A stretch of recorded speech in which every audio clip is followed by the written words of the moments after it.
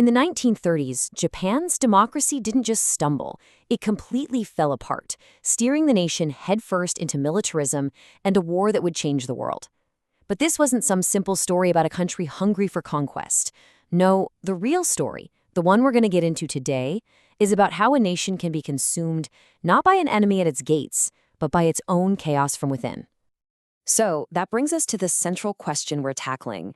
How does a government, a whole country, completely lose the plot and control of its own destiny? See, Japan back then wasn't a simple dictatorship. It was this complex, modernizing nation that just lost its way, with absolutely devastating consequences for everyone. Figuring out how that happened, that's what we're here to do. To really understand Japan's slide into war, we have to look inward. The key idea here is that Japan's aggression abroad wasn't really a sign of strength at all. It was a symptom of a total system failure right at home. The real fight for Japan's future, it wasn't on some distant battlefield. It was happening in the halls of its own government. And let's be super clear about this. The political mess in Tokyo wasn't just some background noise while foreign policy was happening. No, it was the cause. It was the engine driving the crisis. The whole system was literally tearing itself apart from the inside. Okay, so at the heart of this whole problem was something called a fragmented government. The best way to think about it is like a ship with 3 or 4 different captains, all grabbing the wheel and trying to steer in completely different directions. That was Japan. You had these civilian politicians, you had these powerful military factions, you had bickering political parties all fighting for control, but nobody was actually in charge. And that creates a super dangerous power vacuum. So where did this whole breakdown really start? Well, it kicked off with the collapse of civilian democratic rule. For a little while in the 1920s, Japan had a shot at a real party-based government, but it just started to crumble under the pressure. I mean, this slide really says it all, doesn't it? It shows exactly why people lost faith. The government was like a revolving door. Cabinets were constantly collapsing. The public saw the political parties as totally corrupt, just looking out for their rich friends. And this is the big one, when the economy went south, these governments were completely useless. The end result? A total collapse in public confidence in the idea of democracy itself. And the consequence of that collapse is captured perfectly right here. As the historian Andrew Gordon puts it, this wasn't just a slump, it created a vacuum. And we all know what happens with a vacuum. Something always rushes in to fill it. In this case, it was radical forces, especially from inside the military, who had a very, very different and much more dangerous idea for where Japan should go next. All right, let's move on to the next piece of this puzzle, and it is a chilling one. We're talking about how political violence created a climate of pure fear, how debate was replaced by assassination. And this wasn't some abstract threat. Look at this timeline. In 1932, the sitting Prime Minister of Japan was murdered by his own naval officers. Wild! Throughout the 30s, anyone who was seen as a moderate was targeted. And it all came to a head in 1936 with the February 26th incident, which was a full-on coup attempt in the streets of Tokyo. Now, the coup failed, but the message it sent was crystal clear.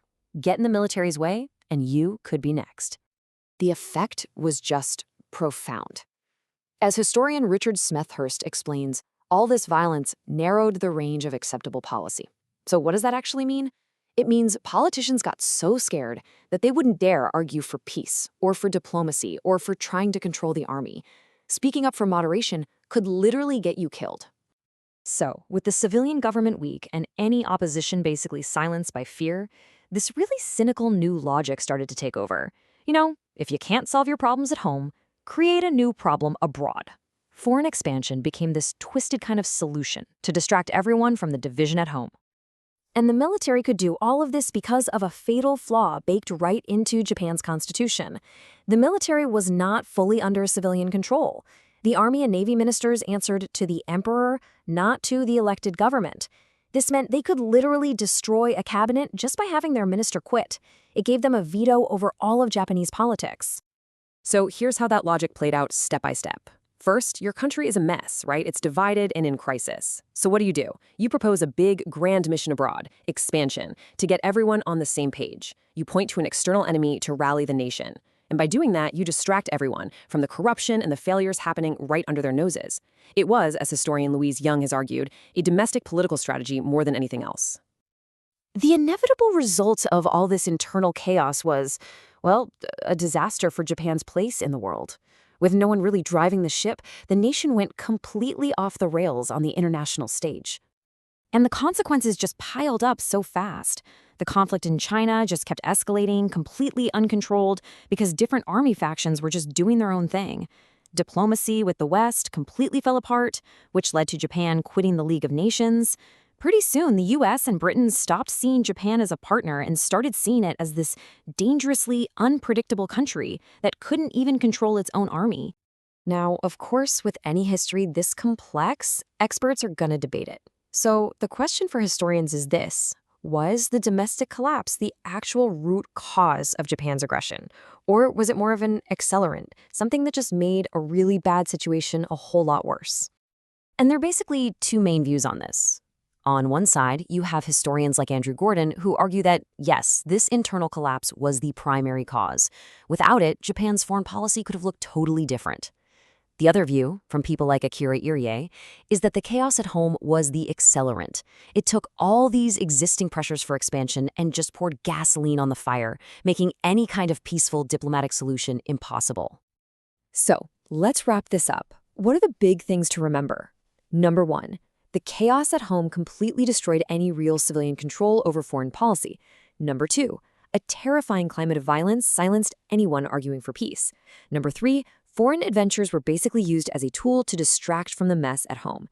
And finally, Japan's relationships with the world collapsed because its own government was just too broken to stop its most extreme elements. And all of this leaves us with one final big question that feels pretty timeless. Looking at Japan's tragic path, you have to ask, can any country's foreign policy ever really be separated from the health of its politics at home? It's a question that's just as relevant today as it was back then. Thanks for joining me for this explanation.